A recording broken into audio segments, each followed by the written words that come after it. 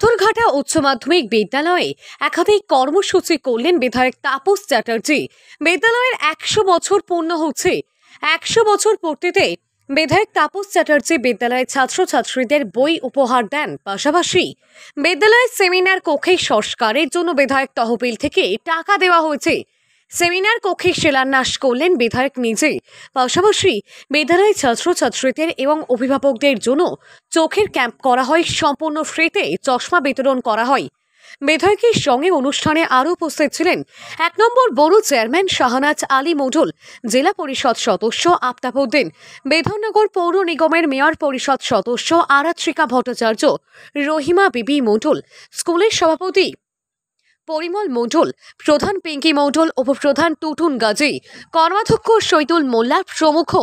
এই স্কুলের 100 বছরের ওনারা আমাকে দিয়ে বলতে গেছিলেন যে স্কুলটাকে 100 বছর পর শতবর্ষের জন্য আমাকে দিয়ে তারা প্রদীপ জ্বালিয়েছিলেন। সেদিন আমি ঘোষণা করে গেছিলাম যে আমার এমএলএর কাছ থেকে আমি 10 লক্ষ টাকা দেবো, ওদের একটা বড় কমিউনিটি হল। আমি যে মাইনে পাই 50,000 টাকা করে বছরে, মানে 6 লক্ষ টাকা, সেটা একসাথে হয়। আমি দেবো, খেপে খেপে দেবো, এক থেকে দেবো, যা দিয়ে ওই মেঝেটা স্কিমের মধ্যে ওটা হবে। এখানে যতগুলো মাস্টারমশাইরা চয়েস করে এসেছেন, 4-5টা মূর্তি দিয়েছেন। আরও আমি একটু দেখবো ভালো করে, যতগুলো বানালে মানে আমাদের মূর্তি বসানো যায় সেই মূর্তি এখানে বসবে। আমার কমিটমেন্ট ছিল এই বছরে যারা 11-12 পরে, যেহেতু তাদের আমরা বই দেবো, মমতা বন্দ্যোপাধ্যায় অনুপ্রেরণা, সে বই আমরা আগের বার 12 দিয়ে গেছি, আজকে আমরা 11 দিয়ে গেলাম। ছাত্রদের চোখে চশমা দিলাম। এবার আমি আজকে ঘোষণা করলাম যে তাদের একটা ভালো উচ্চ পর্যায়ে আমরা স্বাস্থ্য শিবির করি, মানে অ্যাপেলোর মতো সংস্থা এসে তারা বাচ্চাদের স্বাস্থ্য সেবা শিবির করবে, সমস্ত কিছু, বাচ্চাদের ওয়েট, মেয়েদের এবং আরেকটি আমাদের শিক্ষার আমাদের মানে কর্পোরেশনের মেয়র ইন কাউন্সিল আছে, তিনি এখন মেয়েদের হিমোগ্লোবিন নিয়ে দারুণ কাজ করছেন। তাকেও আমরা নিয়ে আসবো, বিষয়টাকে পটক করবো। এছাড়া আজকে আমার একটা গাড়ি চলে, সে গাড়িটা আমার নানপুর থেকে রাজারহাট অব্দি চলে।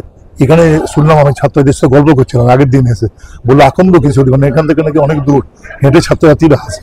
আমার পাথরঘাটা স্কুল আমাকে ধারণা ছিল না, আছে তাদের সেই গাড়ি করে আসবে।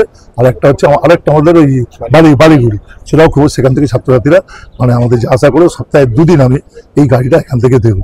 সবাই ভাবলেন আমার ওদিকে চলে, তো 2 দিন দেখবো, তারপর আমি দেখছি আমরা চিন্তা করে বিষয়টাকে রাখবো। এবং আমার খুব ইচ্ছা, পারবো কিনা জানি না, ঘোষণা করছি না। আমি আশা ভোসলেকে অনুরোধ করেছি, আশাজি বলেছেন তাপসজি আপনার অনুষ্ঠান করবো। আমি মানে আমার সঙ্গে আমার সুজিত ঘোষের সাথে খুব ভালো সম্পর্ক। আশাজি বলেছেন যে ওনার দিদি আমার দুর্গাপুজো এসেছিলেন, বলেছিলেন যে আমি আসবো।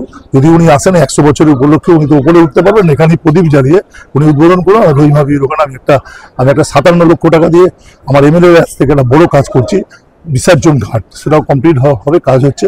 দুটো একসঙ্গে উদ্বোধন করুন। যদি উনি সুস্থ রাখেন, বয়স্ক মানুষ তো, খুব প্রবীণ মানুষ হয়ে গেছে, তাহলে আমরা সিলেক্ট করবো। এবং এই বছরটা ছাত্রদের খুব সেরা বছর, এই একসঙ্গে সবাই মিলেই কাজ করবো, সব মিলে দাঁড়িয়ে এটা আমার কাছে করবে। আমিও খুব গর্বিত যে আমার টেনিয়রের মধ্যে 100 বছরের এই স্কুলটাকে এগিয়ে নেওয়ার জন্য আমরা সকলে মিলে এগিয়েছি।